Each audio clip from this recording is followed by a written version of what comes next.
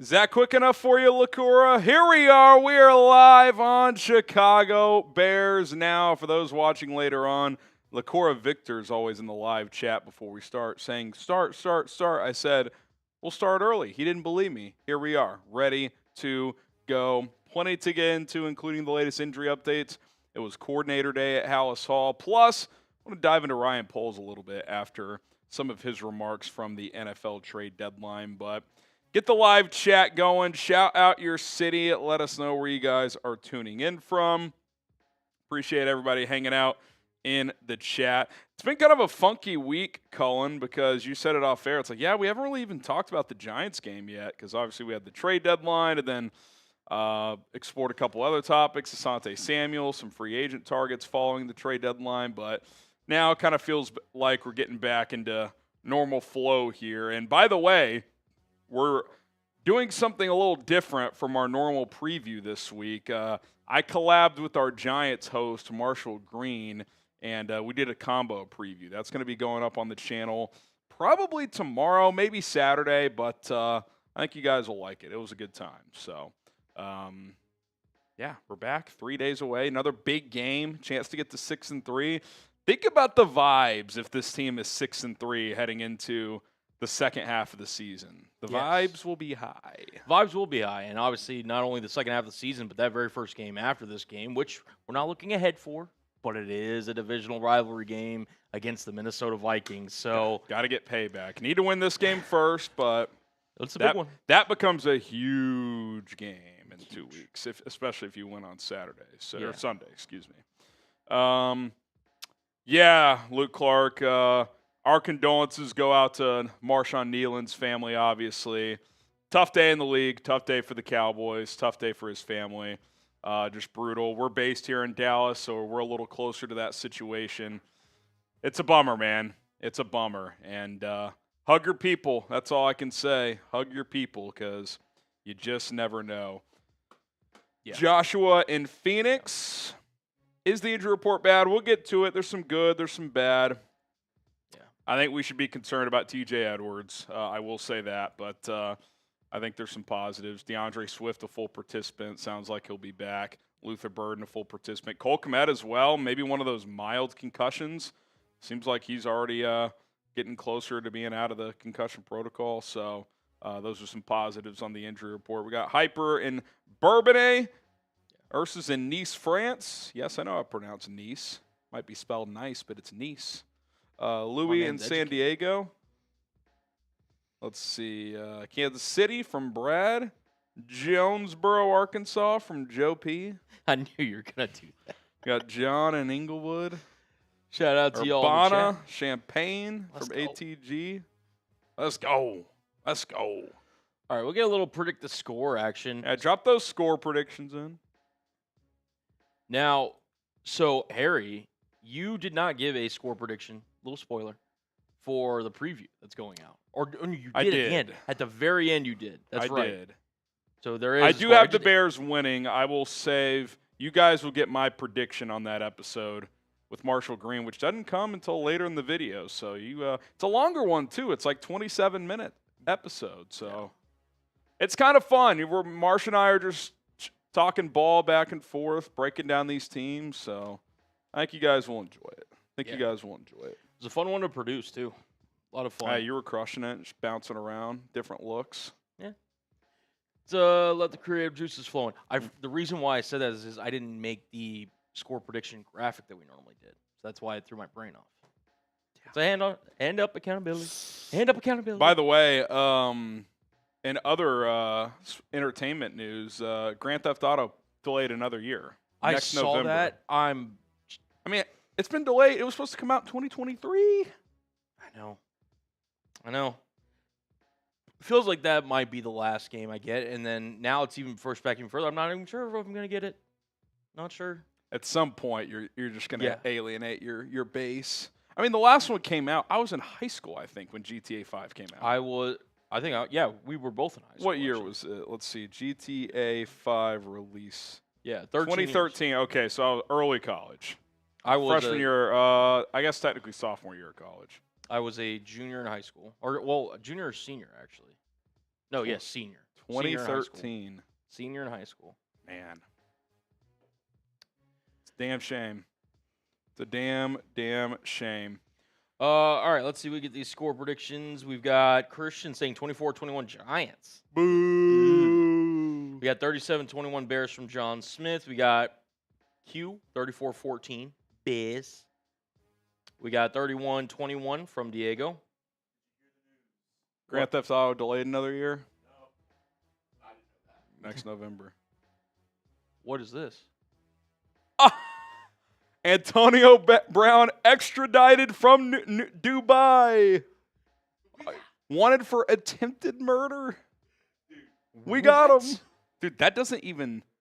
That is not the look of a man who's been running his Twitter account. No. That doesn't even look like AB. I'm looking at it now, yeah. Are we sure that's him? Yes, that's Antonio. That is Antonio Brown. He's aged a lot. I mean, when you're on the run, that'll bring some gray hair. Yeah. I thought you would appreciate that. Down goes AB. I'm just saying. I'm just saying. Take just care saying. now. If you know, you know. All I'll say is, you're going to do it. Get the job done. I'm just saying. I'm just saying. Someone in the chat, the CTE king. Well, okay, so He'll be sharing a cell with Diddy. Yo. Oh, my goodness. All right. Comment of the day. That is Dennis. Boomin University. Yep, back at it again. Robert saying 41-21 Bears. We got 27-17 Bears from Steven. Anthony 31-10 Bears. Montez perfect responsible. He was never the same after that. No, he wasn't. That's like one of those where Montez Burfict broke his brain. Yep. I'm not even joking. He was literally he was never the same after that. Welcome to CTESPN. CTESPN. The question is, does the guy who keeps who tweets on AB's account keep tweeting? Well, it's funny that you brought that up. I couldn't tell you the last time I've seen Antonio Brown, like his Twitter account, come across like my Twitter page. He tweeted yesterday. It hasn't shown up on my For You page. I don't know. He's fallen off. He has. Who knows how many times that account's been sold? This is also true. It is exchanged multiple hands. Multiple. What account has sold more, that or Dov? Dov, I'm not even sure. It's crazy that we'll never know the original identity of Dov. That's the thing. Well, I thought he took some photos and revealed himself to the New York Post. If he did, maybe he did. I don't know. He was living in like Israel, I think. Really? The guy who ran that account, yes. Okay. This is a story like I'm couple just years learning ago. new stuff today. Yeah. Then he sold the Learn along with me. All right, we got a super chat on screen. Appreciate Alex. If we don't win this game by a safety on the last play of a 46-45 game where my aorta is severed from repeated heart stoppages, it doesn't count. Yeah, how about a relatively straightforward win? No. Not possible with this team? Nope. They did it against the Cowboys, a different NFC East opponent at home. I am convinced it will never be a normal game for the Chicago Bears. I am convinced. No, in all seriousness, it just, to your point, again, the special teams gaffes and everything, we'll talk about that later as we get onto the show about Richard Hightower addressing those. It just felt like even with all of that, you were in the fourth quarter up multiple scores, late in that ball game, they somehow take the lead, and then Caleb has to throw that absolute laser to Colston Loveland that ends up winning the game. The Bears just don't know how to play normal football. They really just don't. So, I don't know. I'm expecting this game to be anything but ordinary. Whatever you think's going to happen, you're wrong. You are wrong. You are wrong. Cornelius says, convince me, or here, I get the flash on screen actually, convince me that Ben Johnson is not going to be another Matt Nagy. Remember, Nagy won Coach of the Year, and his offense was pretty creative that year. There were some creative moments, but just from a play-to-play, drive-to-drive standpoint, I think Johnson is a much better play caller. Much better. And he had 3 years of doing it in Detroit. And by the way, Lions last few weeks have not played as well. You look at some of the advanced metrics, the Lions and Bears offense, when you add up the whole season, pretty close to each other. And I like the talent on the Bears offense. I like Detroit's more. That speaks to Ben Johnson. I think this is not an anti-Matt Nagy. I liked Matt Nagy for a long time. I think he could have success as a head coach if given a second chance. But I think Ben is a much better play caller and play designer and play sequencer. I think he does a really good job of like just he does a really good job of like doing similar things in different ways. Like what's his phrase? Make the same things look different and different things look the same. And what he's saying there is we're going to run a lot of similar concepts out of different formations, or we're going to run a lot of different concepts out of the same formation. And it's like you just keep peppering that stuff, and then, let's hard play action off it. Like, he's just a really smart coach. And he just came in with more play calling experience. Matt Nagy did not. That was Andy Reid's offense. That's another thing, too. This is Ben's offense. He created it. So, look, time will tell, but I think it'll work better this time. And I think Caleb's a lot better than Mitch. That's a big part of this as well. So that's part of it. But all right, we got a lot to get to. I do have to dip a little early today, which is part of the reason why we are live. But we got plenty of time here. I want to get into today's news and injury updates, plus the coordinator spoke at Househall, including Richard Hightower. Can he get his unit going? It's been a rough go for special teams. We'll take your questions, #Bears or Super Chat. Get those questions answered on the show if you use #Bears or Super Chat. And has Ryan Poles learned his lesson? We'll talk about the general manager as he spoke to the media following the NFL trade deadline. We got a lot to get into. Let's get it rolling here on Chicago Bears Now.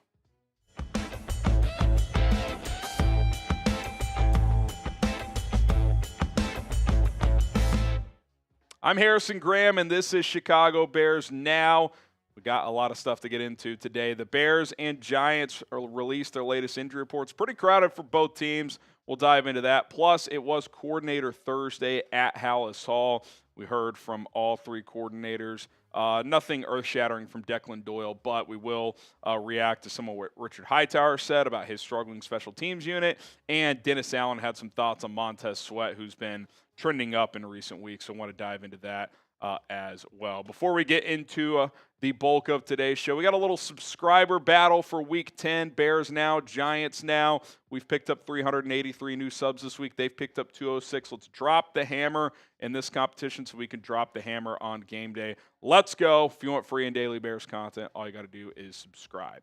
Before we get to the injury news of the day, this kind of is injury news because Amen Ogbongbemiga had been on short-term IR. He has been activated. I think this is a sneaky, smart move by the Bears to activate Amen O. Carl Jones has been cut. Do want to mention real quick that Brad Biggs had this note before the Bears tweeted it out, and that Carl Jones will likely be re-signed to the practice squad. He's played a decent amount on special teams this year. I'm guessing they debated between him and DeMarco Jackson. But speaking of special teams, the reason I think this is potentially a sneaky good move is you've been atrocious on special teams. And we'll talk about this a little bit later on when we hear from Richard Hightower. But Amen O was signed to this team last year and was re-signed this year because of his contributions on special teams. So hopefully he can have an impact there because, good golly, the Bears need it. It's been a rough go. Okay, let's talk injuries now. T.J. Edwards did not practice for a second straight day, listed with the hand/hamstring designation. I think that hamstring part of it is the concern, and that's what caused him to miss time earlier in the year. It leads me to believe that he has re-aggravated that injury. I do not expect him to play this week, which is obviously a bummer because since he's come back, him and Tremaine Edmonds together have played pretty darn well in that linebacker tandem. So he did not practice. Neither did Josh Blackwell, who's in the concussion protocol. I think it's safe to say that he's not going to play. Here on Sunday, Dom Robb still dealing with that high ankle sprain. Probably going to miss at least another week, if not two. Joe Thuney, Thursdays have been his veteran rest day. He was not out there today, but he is obviously fine. The following players were limited. Kevin Byard, who was a DNP yesterday, so that's a good sign that he's trending toward playing. on Sunday. Roschon Johnson limited for a second straight day with that back injury. We'll see if he goes this week. DJ Moore, who's been nursing that hip groin issue, he was limited after not practicing yesterday.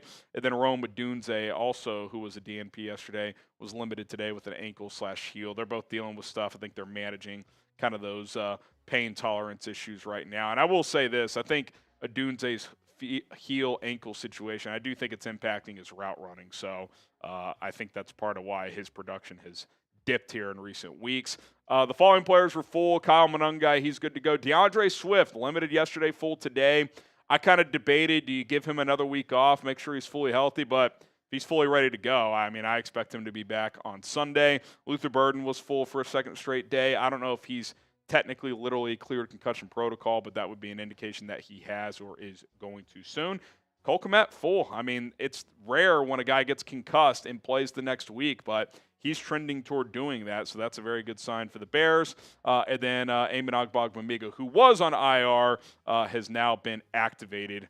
He's been a full participant for weeks, but he is ready to go. Okay, for the Giants, they've got a lot of guys who did not practice. Paulson Adebo, their top corner, he's probably out. Bo Collins, a receiver, he's likely out as well. Victor Dimukeje with a shoulder injury. Graham Gano with a neck injury. They've had kicker issues all year. They may have to bring someone in. I think Younghoe Koo might be on their practice squad, so he might be called up. Chauncey Goldson, one of their depth pass rushers. Darius Mauzau as well. John Michael Schmitz and Andrew Thomas was a rest day, but JMS, their starting center, if he can't go, they'll be down to a backup. Jermaine Illuminor did not practice yesterday, was limited today, so probably trending toward returning to the field on Sunday. Thomas Fedone and Demetrius Flanagan Fowles were limited as well. Neville Hewitt, Javon Holland limited with that knee. Drew Phillips dealing with that calf. All these players trending up. And then all these guys were full. Daniel Bellinger, Dane Belton, Cordell Flott, who missed last week with a concussion. He's arguably been their best corner this year. Theo Johnson and Rakeem Nunez-Roches Sr., all full participants today. So a sign that they will be ready to go. Okay, those are the latest injury reports when it comes to the Chicago Bears. But I want to tell you guys about our sponsor real quick. That is Prize Picks. The hard-hitting football action is even better with Prize Picks. The weather might be changing, but the feeling of being right never gets old. So keep the season rolling on Prize Picks by getting $50 instantly in lineups when you play your first $5. It's very easy to navigate the Prize Picks app, as you can toggle by sports and then specific stats. As you start to make your lineups, you just pick more or less on stat projections for 2 to 6 player lineups. And if you hit, you win money. Prize Picks is the only app that offers stacks, meaning you can pick the same player up to 3 times in the same lineup. If you want to pick more on Caleb Williams' pass yards, rush yards, and touchdowns, you can right now only on Prize Picks. For this upcoming weekend, I already have a 2-player lineup that I feel good about. I like the more on passing yards with both quarterbacks, Caleb and Dart.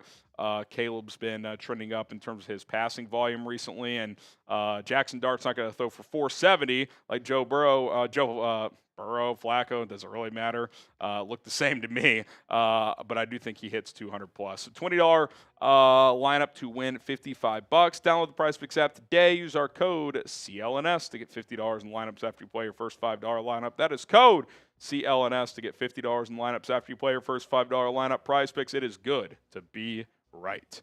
All right, Richard Hightower, he has been under fire from Bears fans, and look, rightfully so. I mean, a year ago, and I've said this, his unit was very good.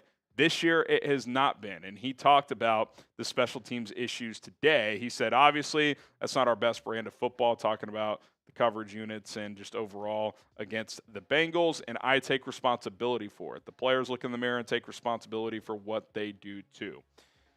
Look, his unit just hasn't been good. I think the punt team has been good. I think Torrey Taylor's been booming them recently. The coverage on that unit has been solid. Kickoff coverage unit, really bad. Kickoff return unit, outside of 1 or 2 splash returns, not very impactful. You obviously had a mistake on special teams, which he explained that, Daniel Hardy didn't get far enough upfield on that one, and that's why it ran into his leg.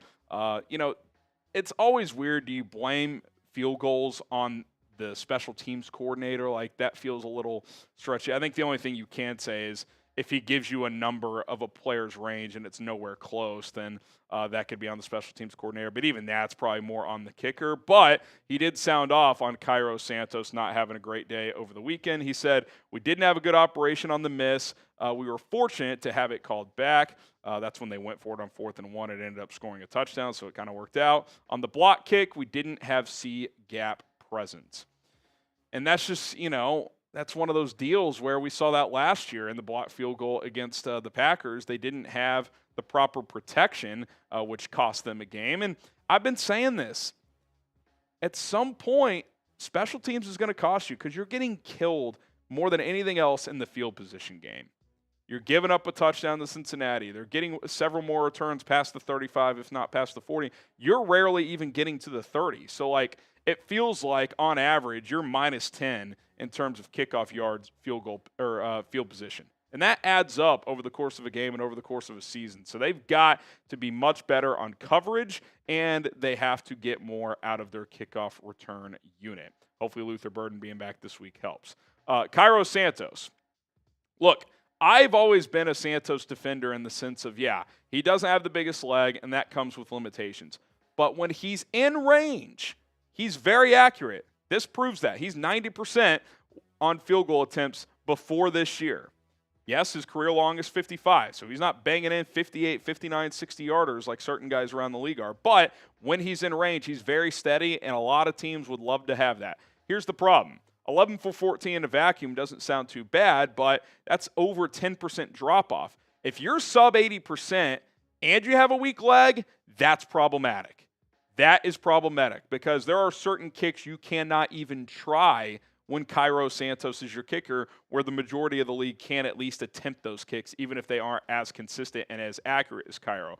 The problem is this year, in a lot of these weeks, even on some of his makes, he doesn't seem to be kicking the ball as straight and as solid as he has in the past. Even on that block, I felt like that was a low kick that was already starting left. I'm not saying it wouldn't have gone in, but it didn't feel like he struck the ball as well as he has in the past. So it sounds like he's going to be the kicker another week here, but this is a week-to-week thing at this point. If he goes out there and has a couple misses, I would not be shocked if Jake Moody, who's waiting in the wings on the practice squad, gets another opportunity. He's 8 for 9 in his 2 games.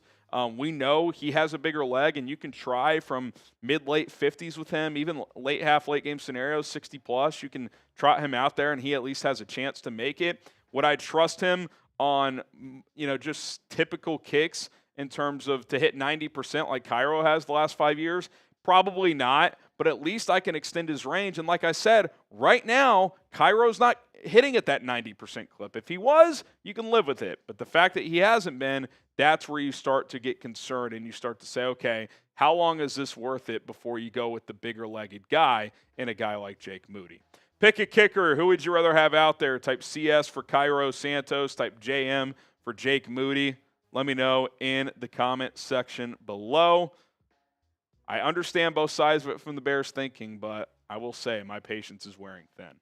All right, let's talk about Montez Sweat. Dennis Allen talked about his reemergence here and how he's been playing as of late as he's finally, kind of looking like the player the Bears paid for when they traded for him a couple of years ago. Here's DA on Montez Sweat. He says he's been performing really well for us all around, run game, pass game, so it's good to see him get the stats to go along with it. A lot of times there's some hidden production. I still think there's a lot of meat on the bone in terms of what we can get out of that. You look at his past 3 games, he's got 3 sacks, 4 TFLs, a forced fumble, a couple of pass breakups. He's been active. I mean, we're calling his name multiple times every single game during these watch parties, and you want to have your name called as a defensive lineman unless it's for a penalty. And it felt like for chunks of last season and early this year, it's like, I haven't said Montez Sweat's name in weeks. Well, we're saying his name at least once every week, and that is a good thing. I think this has clearly been his best more than 2-game stretch since the second half of 2023 when the Bears traded for him, and he had the best stretch of his career, especially as a pass rusher. He's graded in the 70s per PFF, both as a pass rusher and a run defender this year. So feels like he's healthy, feels like he's active, feel like he's kind of taking on carrying the weight of, hey, we're not getting a lot out of this front four. Like, I got to step my game up. I'm the guy making $25 million per year. I still wouldn't say I've seen enough to say he's living up to that right now, but he's played a lot better this second month of the year compared to the first month and certainly last year. So hopefully that trend continues because this Bears defensive line needs to generate pressure. Is Montez Sweat back? Or bike, as some would say. It's an inside joke in the office. Type Y for yes. Type in for no. Is he back? Let us know what you guys think. My name is Harrison Graham. We're back every single day here on Chicago Bears Now, so hit that subscribe button, turn on notifications. Let's take down Giants Now and new subscribers this week. And speaking of Giants Now and Marshall Green, I filmed a full preview episode with them. That'll be on the channel soon, so be sure to check that out. Bear down. All right, Jay Zilla says, watching during my break. Love you, boys, and keep up the great work. Thank you, Jay Zilla. Hopefully we can help kill some time at work. Don't want you to not do what you need to do, but throw the old AirPod in. Give us a listen. We appreciate it. Appreciate it. Just to let people know, Cornelius and Christ is King. Y'all super chats will be used in our mailbag segment coming up here. So if we don't get to you right away, that's why. Yeah, hashtag Bears super chat. We try to save those juicy mailbag questions for the mailbag episode that people who can't watch live will see later in the week. JD Harrison, you're goated. That's probably a little too much credit, but I'll take it. I appreciate all the updates and info. Why no Raiders collab? I like that host. Would have been a great episode. Yeah, I probably, looking back, I probably should have done more collabs with some of our other hosts. Maybe we'll do that moving forward. We'll see. If you guys receive this episode well, then maybe we'll do it moving forward. Next week would be a great one. Vikings yeah. Divisional game with Patrick Seatman. I'd say a pretty good chance we do that one. So, sometimes people have different schedules. We've had a lot of just content on the channel this year. And, you look up, the season's halfway over. So, we'll definitely try to work more of those in, especially if you guys enjoy this one this week. So watch it.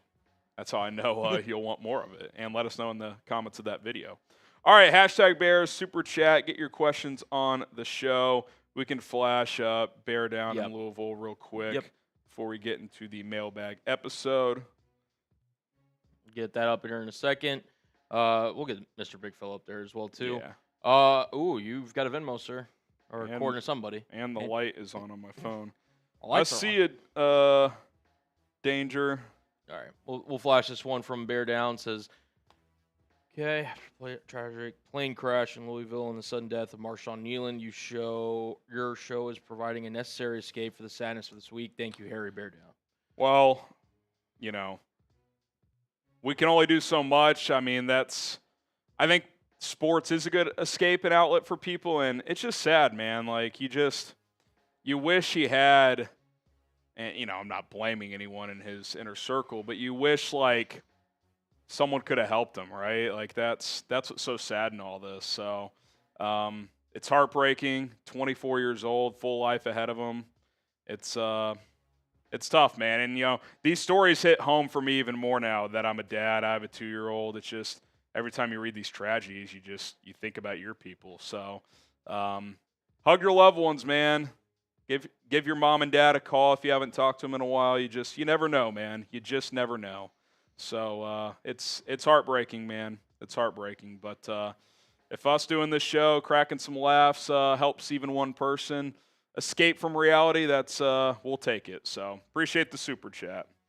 Yeah, and to add on to that, we appreciate all the kind words. And if you ever always feel like you need to reach out, please just do so.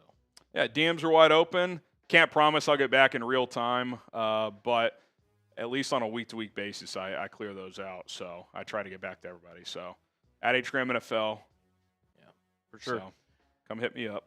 For sure. Appreciate that. All right, we got the Mr. Big Fella here. Says, I'm so done with the Caleb disrespect. Well, he's going to be a polarizing figure. It is what it is. I think as Bears fans, we just, we can be critical, but, like, the way I look at it is, like, let's ride with this guy, man. Like, let's just ride with this dude, and let's see where it goes. So that's kind of my stance on it, while also praising him when he plays well, being critical when he doesn't, seeing the short-term and long-term view of things. So that's what I try to do. But, we'll see how it goes this weekend. Be another opportunity to go out and have a good game. Joe Keel did send in a Venmo. We'll flash him in a minute. I want to read what he said. He said, I wish you guys sometimes would cover non-Bear primetime games. Can't handle any of these announcers maybe once in a while. We did do a Packers-Bengals stream during the Bears bye week. If the playoffs get here and the Bears are out, we'll probably do a couple other non-Bears games, obviously. Hopefully the Bears are in the playoffs the whole time. I do have a family that I have to go to sometimes, so I can't do them all. Cullen has other responsibilities here as well, but it's we try to pick spots. I'll say this: if the Bears are in the mix down the stretch, we probably will mix in some other meaningful games that impact the Bears' playoff standing, or do double dips, or if the Bears are at noon and afternoon games critical, so stay alive, stuff like that. So we'll try and find some opportunities. I will say, too, we'll probably do some CFP watch parties on 4 verts. We did at least one every round, right, until the final round. A lot of Notre Dame. We did Notre Dame, Indiana, Notre Dame, Indiana, Notre Dame, Georgia. Did we do another game? We maybe, did. Maybe those were 2. I feel like we did 2 or 3. We did at least 2. We might have done 3. For those Did asking, we do a Penn State game? I feel like we did. I'd have to look back, but yeah, we might do some of those again. So stay tuned. We're always looking to go live, do different content. So yeah, this is a Bears channel, so that is the priority on this show. But which to that point, one, as Harry correctly pointed out, I do have other responsibilities here at Chat Sports, but if he left me alone here just to kind of hold things down, those things never tend to go well. So we're looking to potentially do some more 4 verts, though, like you mentioned, maybe some college football watch parties. Maybe we do some more, big game NFL watch parties or something like that. I'll throw your 4 verts channel in the chat. Go check it out. But we would appreciate it. Yep. Appreciate the Venmo, Joe. Yep. As always, we've got, all right, I think John, we'll get to that one. We can save I'm saving some for the mailbag, Yeah. but we got this one we could do. Matt says, last week we gashed the 32nd ranked rush defense, got 31st this week. 2 healthy backs. I'd expect us to do the same. You guys rule. Yeah, I mean, I think that this is a game where you can attack on the ground and force them to stop it. And if they do, that probably means they're getting an extra guy in the box, and that's where you hit the play action behind them. So I would expect another heavy dose of Kyle Monangai and DeAndre Swift. I think Swift will play in this game. So, if the Bears get a healthy lead, you can probably keep Swift's touches down and try and continue to nurse that groin injury. But, yeah, I mean, the Giants have struggled mightily to stop the run. So I do think the Bears will have a chance there. With their pass rushers, they have caused some issues with their pass defense, although I would say even there you should find some opportunities. So should be a game that the Bears have success offensively. Would agree. All right. We got one more from Austin. I think after that we can get into the mailbag. Cool. He says, thanks, Harry, for for the content. Helps every day. All love. Got you, Austin. Appreciate it, bro. Appreciate you. We're here to provide news, entertainment, fun, hopefully a couple chuckles, talk some ball, yap it up with you guys. So hopefully we're entertaining. My mom tells me I am. Just kidding. Joe again with another 5. We'll flash it. He says, do you have a prize picks lineup for tonight? Stay tuned, Joe. This segment is sponsored by Prize Picks, so we'll flash that. You said it was a 5 for him? Joe with the 5. We can flash Joe real quick, and then we will get into this mailbag. Appreciate you, Joe. Shout out to you for donating to Zip Program. All right, it is mailbag time. Let's load up the chamber with your questions. Hashtag Bears or Super Chat. Let's get it.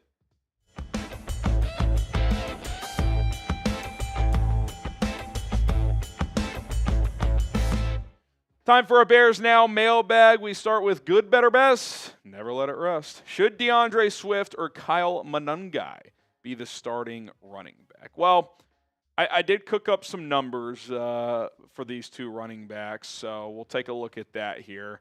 I I think people are forgetting that Swift had been on a really nice run here before missing last week. He's obviously a veteran. Ben Johnson obviously trusts him. Don't get me wrong.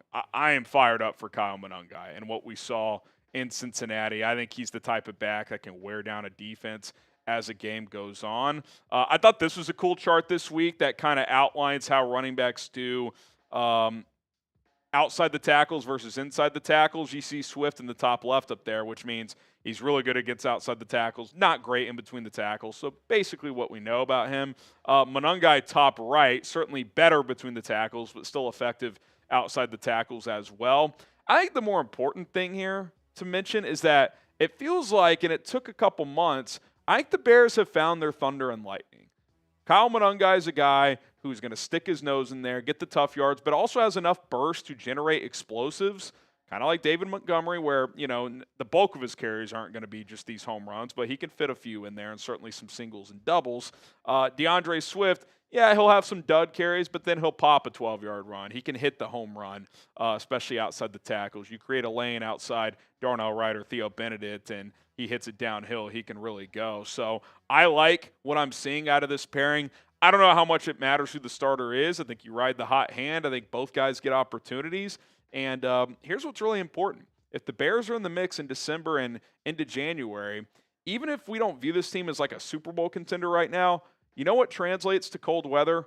Running the football in a potent offensive line. The Bears have that right now. So that's pretty exciting to think about. Who should be RB1 in your eyes? Again, I don't think it really matters. I think you found a split backfield situation here. Type DS for DeAndre Swift, KM for Kyle Monangai. I'll tell you what, Monangai, what a performance in Cincinnati. All right, Cornelius Pryor with the super chat. Is Darnell Wright a future all-pro right tackle? He might be, and he might be this year. I think there's a small chance he could get a look. Probably not first team with Penei Sewell in the conference, but after him, he's playing as well as anybody in the NFC at right tackle. He's cleaned up the penalties, and that's really the only thing that was holding him back earlier in the year. He had 6 penalties the first 3 games, missed that Raiders game with the elbow issue. He's playing through an elbow injury, and he's just balling. I mean, he's just killing people in the run game.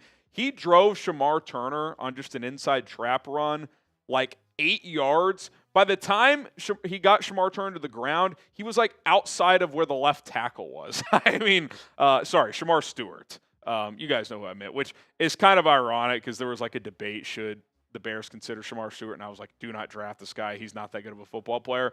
Darnell Wright took his lunch money. I mean, he is just dominating in the run game. He's been very good in pass pro. He'll have like 1 rep a game in pass pro where he gets beat, but he's playing really well right now. He plays like this the rest of the season. He's going to get a big contract extension.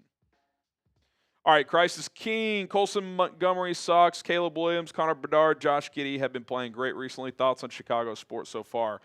Well, before the Cubs made the playoffs this year, none of the big 4 sports teams had made the playoffs in a while because the Bulls had been in the play-in a bunch, but they hadn't been in the actual playoffs since that DeMar team a few years ago. So I like what I'm seeing from Chicago sports. The Cubs had a nice year.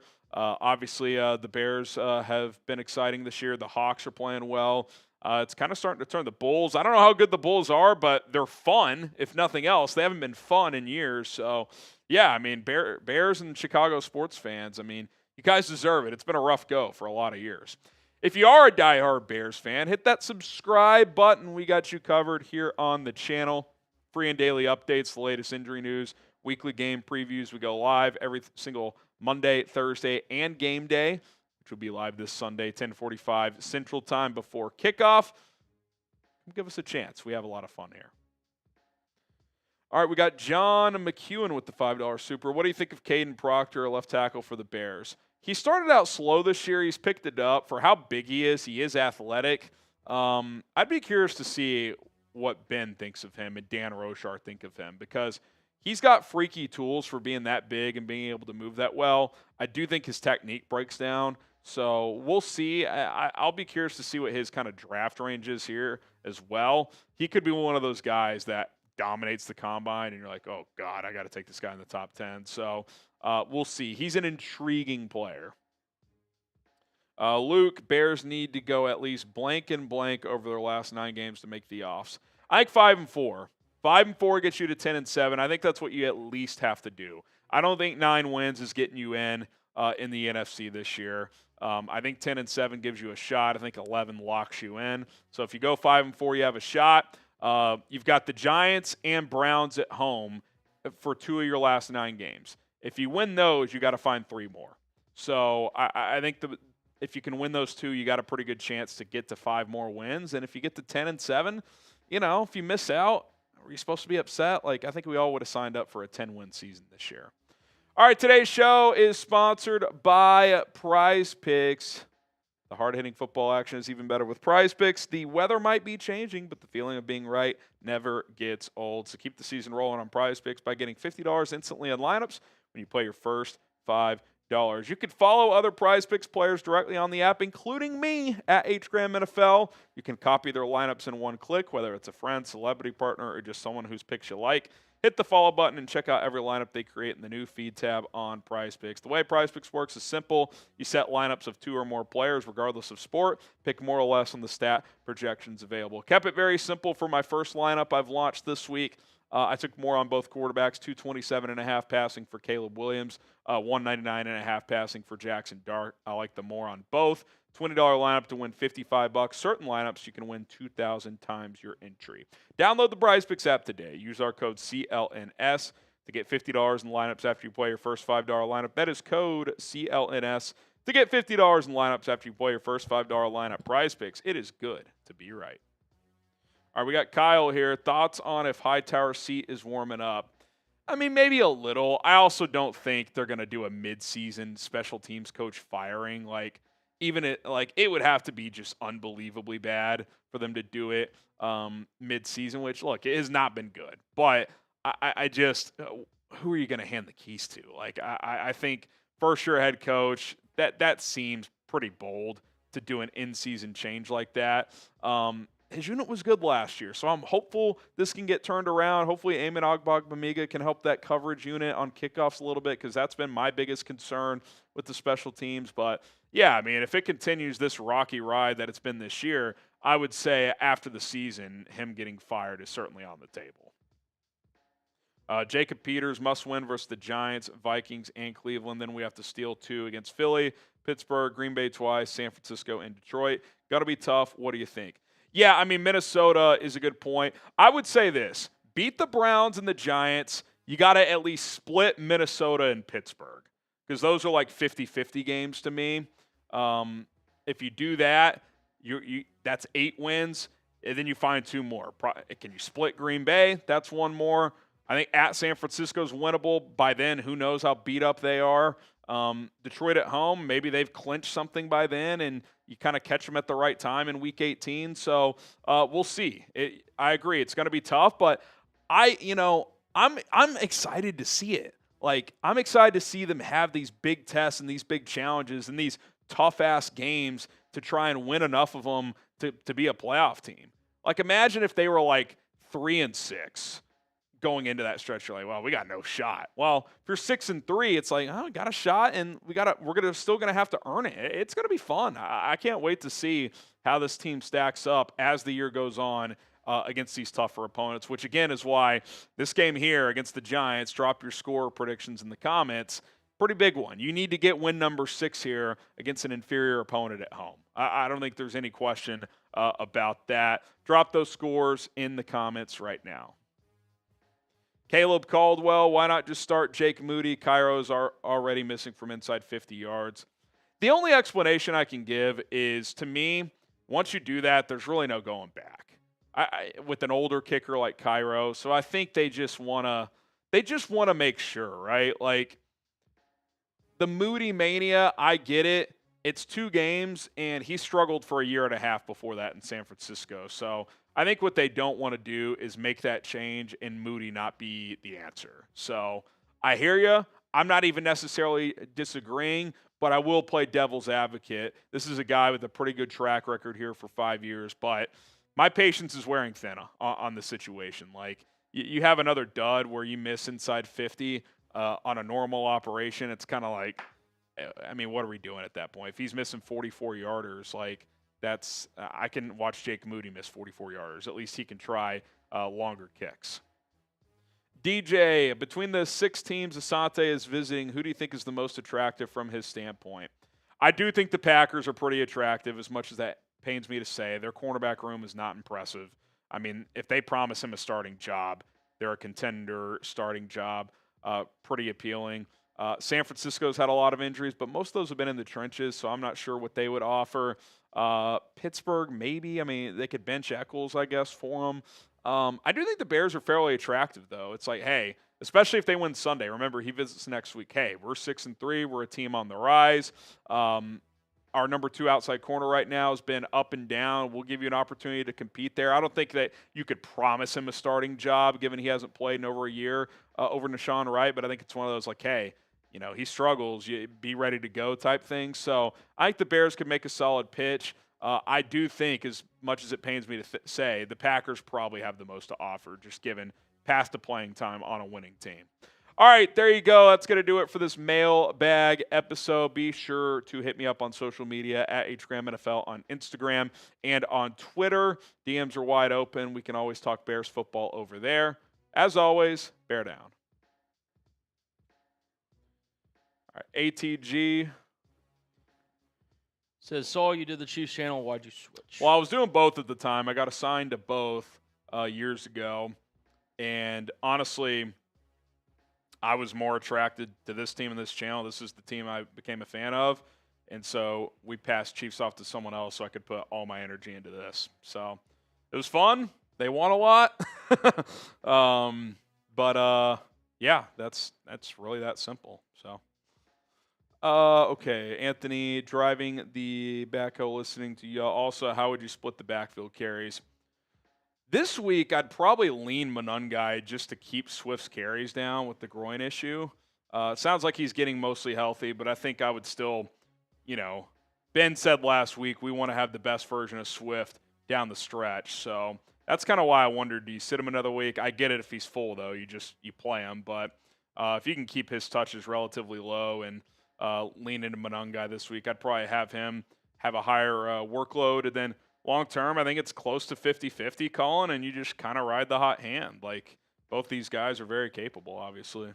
Yeah, Monangai really showed that he's able to kind of carry the workload, so to speak, last week. And I think, to your point, 60-40 is probably about the most I probably would want to see for either guy going, down the stretch. I think, to your point, if Monangai's healthy, or not Monangai, if Swift is healthy, he should get the bulk of the carries. I think he is the more experienced back, the more potential explosive back. But Monangai certainly has earned a role here. And oh, no question. I think 60-40 when both are healthy is probably the split. Oh, and I think certain matchups, certain weather conditions, you would actually maybe lean Monangai in certain situations. If it's a game that calls for more tough yardage, I mean, he's better at that. So I think both guys have a role on this team. It's not – I kind of view it, it's not one over the other. It's like you got 2 starting caliber backs right now, which is a very good thing to have, especially considering – think where we were early in the season. Like, oh, God, they have to trade for somebody. It's like it was so good. It was like I don't even want them to trade for anybody. So I'm pretty comfortable with that group right now, and – we'll see how they handle it moving forward. But, yeah, both have earned a role. I will say about this upcoming game, Monangai did have 29 touches last week. So, even though you probably could sit Swift another week, I would also understand them being like, well, we don't want to give Monangai 30 more touches back-to-back weeks for a 7th-round rookie. So, we'll see what that split looks like. All right, we got one more segment to go here, and then we are going to sign off here on a Friday. If you have any more questions, fire them away, and we will answer those after this segment. But I want to talk a little Ryan Poles coming up next. Coming up here on today's show, has Ryan Poles learned his lesson? I thought he said some pretty revealing things on Wednesday when he talked about the Bears trade deadline process. He also gave some thoughts on the newest member of the Bears, Joe Tryon-Shoyinka. So we get into all that next here on Chicago Bears Now.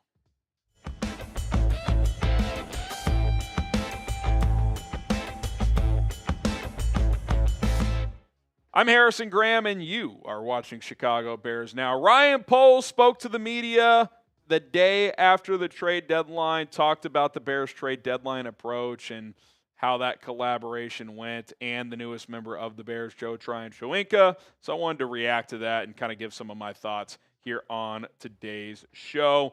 We'll start with just kind of the overall approach to the deadline and their pursuit of a pass rusher. He was straight up asked, did you guys look into a guy like Max Crosby? Here's what he had to say.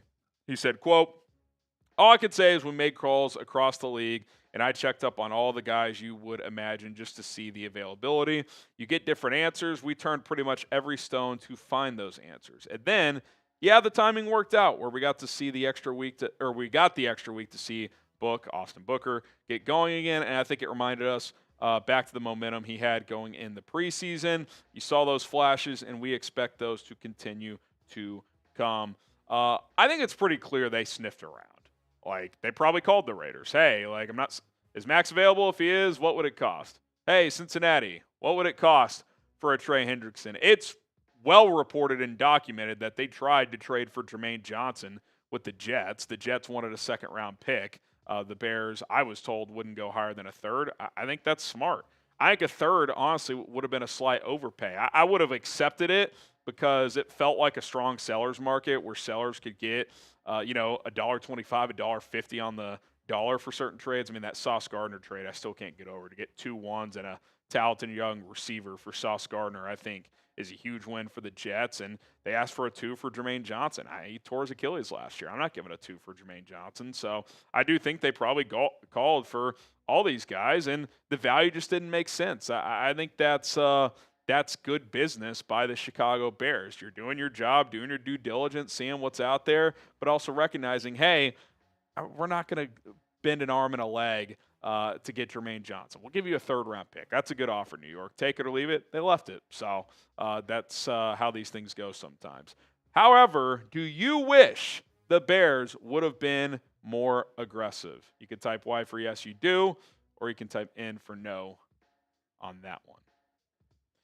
All right, part 2 here. Ben Johnson and Dennis Allen's influence with Ryan Poles during the trade deadline. I think it's pretty clear this was a team effort. I think in the past he might have pulled the trigger and overpaid on one of those moves just to kind of, feel the excitement like, oh, let's get that pass rusher. It could really help. And don't get me wrong, Jermaine Johnson would help, but the value has to make sense as well. Poles admitted that both Johnson and Allen reminded him of the big picture. He said the process was outstanding. Our staff did a great job really identifying who was available across the league.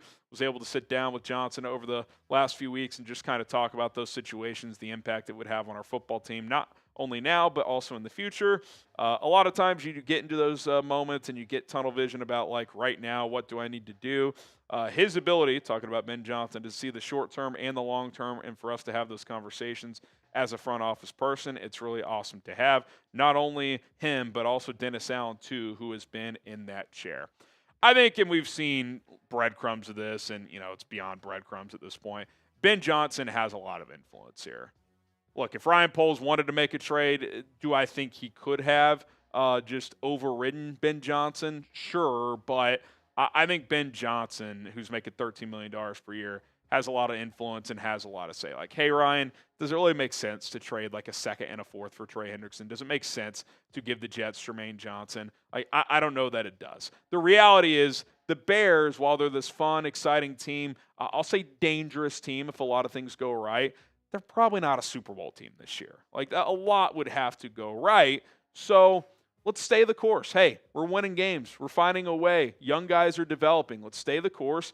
If the Bears have this nice run, maybe win a playoff game, maybe in the offseason you revisit one of those players who's under contract with another team. But the reality is you're not in a position to massively overpay right now. And based on the market at the trade deadline, that's what you would have had to do. A second for Jermaine Johnson. A week ago, I was saying, I think a fourth for Jermaine would be a fair offer, and that's something I would do. A second, I even came around to a third based on some of the other trades I was seeing, but I can't blame the Bears for not going that route. And I think Ryan Poles maybe he's learned a lesson, found a balance. Like, hey, yeah, I'm not going to trade a high second-round pick for Chase Claypool just because I want to help Justin Fields. Like, it has to make sense.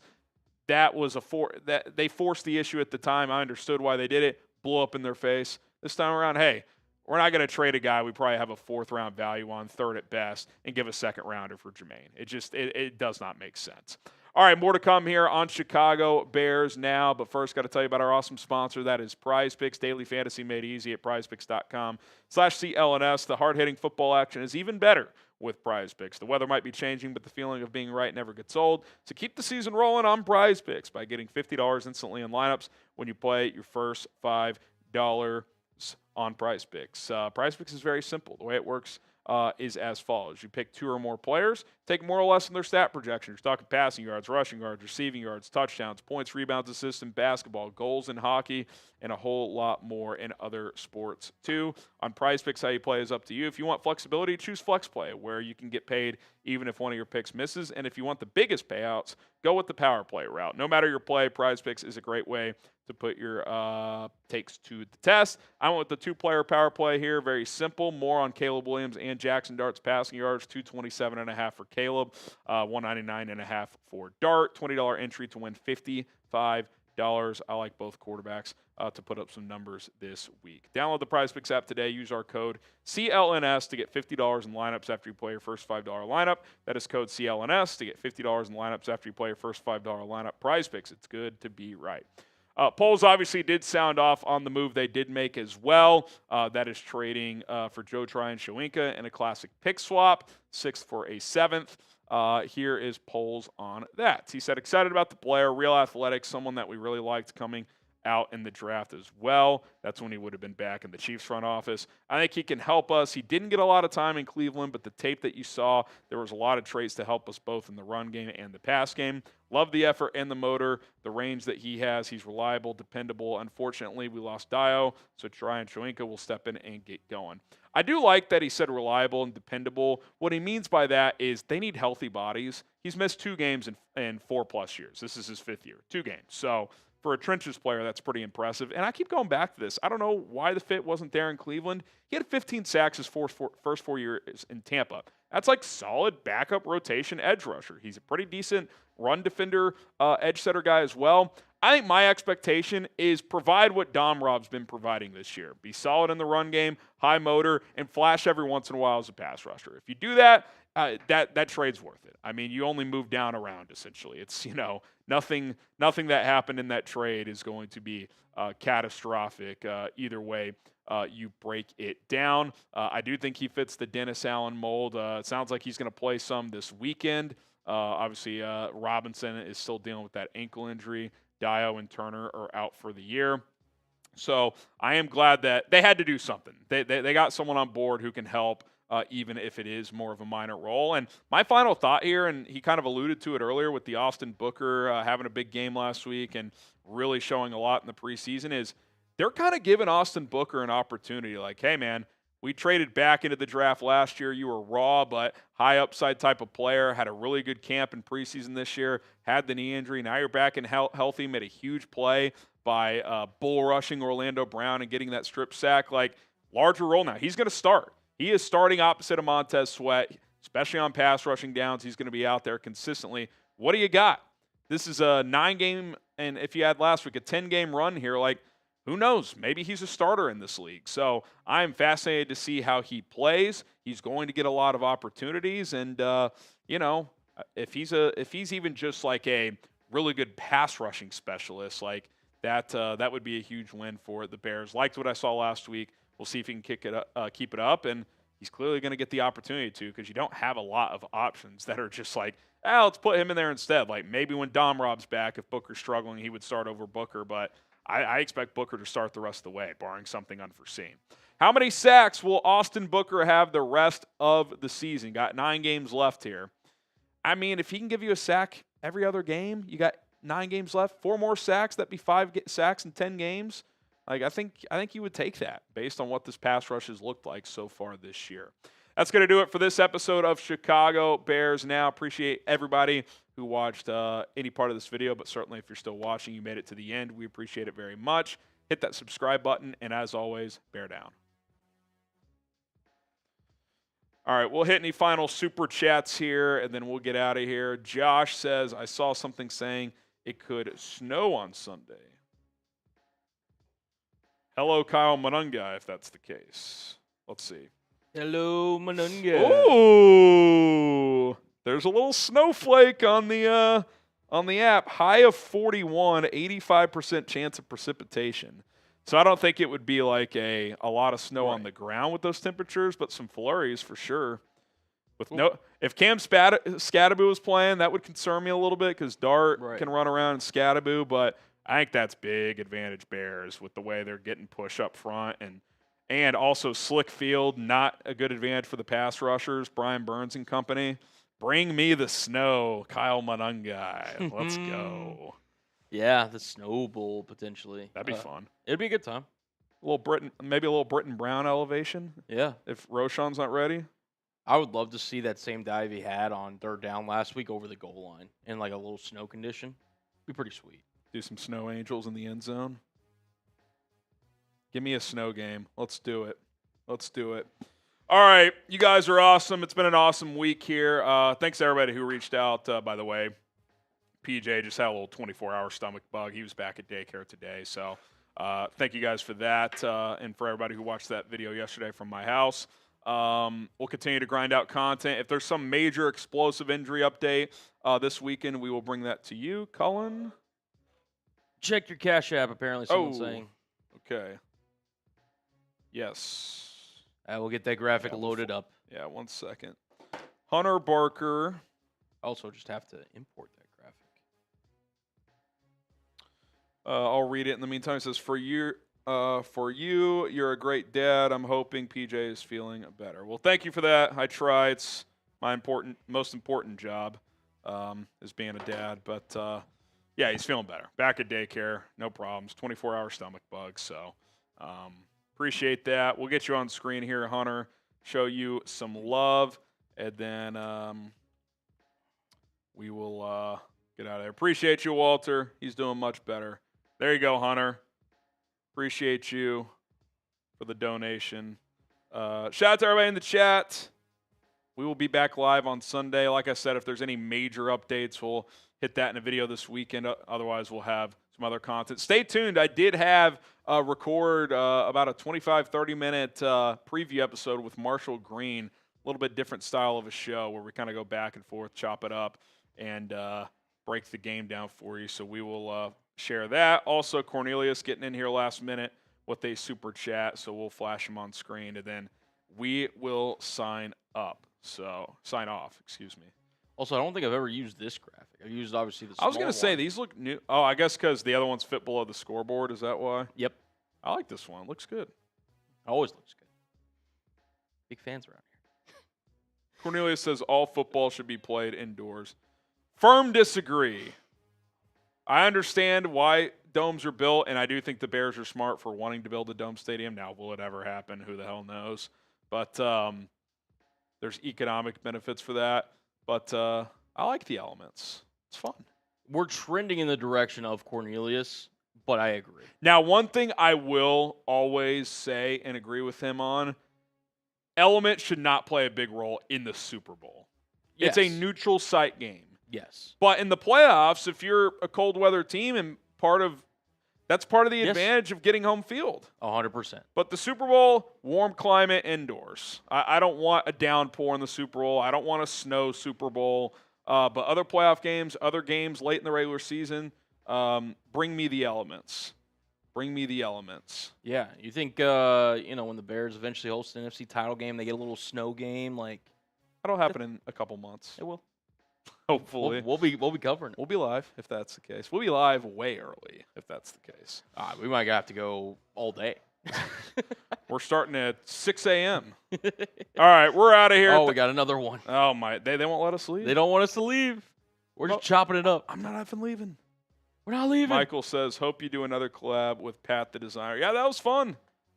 I'll hop back on with him sometime. Maybe this offseason I'll get some other content creators on this show. Maybe that's something we'll work in. I will say, this could be something that, I personally enjoyed producing the, kind of back and forth between you and Marsh today for the preview. Maybe do just more also around Chat Sports. You guys can put different Chat Sports hosts. If there's like a story around a free agent that played for another team or something like that. Have that host on, stuff like that. Or vice versa if someone else is looking for a Bears player. Yeah. So. Could be something. Brick says beer booth race for the road.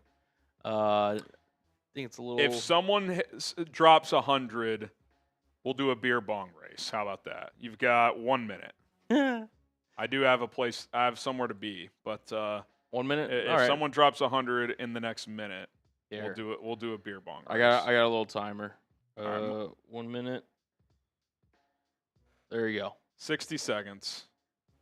We'll give you guys a minute. Where's Michael Horowitz? Someone else Horowitz. Someone get a Horowitz on the line, baby. Need our savior. Which, by the way, speaking of drinking, I don't know if y'all were there for the last watch party. This guy's been slowly catching up. No, that was the trade deadline. Or the trade deadline. Trade deadline. We did a boot race. He gave me a Alameda head start, 14 seconds. I was like done when he started. I went back to start drinking. I see Harry do the final, That's the best boot I've ever done in my life. It was unbelievable. I'm going to try a straight-up race this weekend and see. I won't win straight up, but I want to see if I can. I may have found something that works. Honestly, was very impressed and also very proud. Very proud. Time to take the head start down to 10. Maybe that's the play. It could be 10 seconds. 10 could.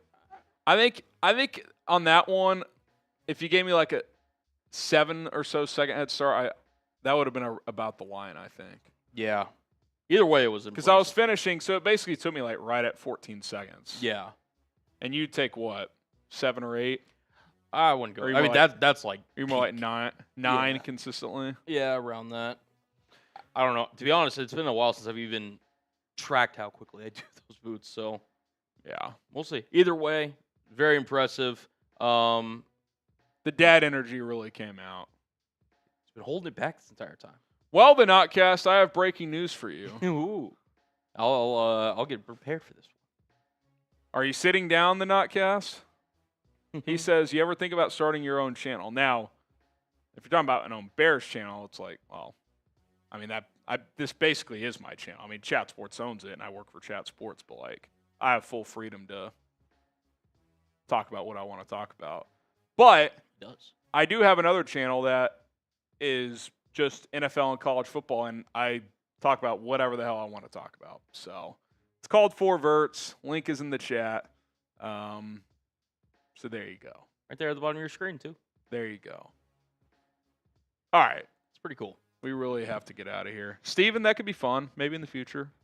We've done one with we have talked about ideas where fans can send in little short clips and we play them on the show. Maybe we could do stuff like that.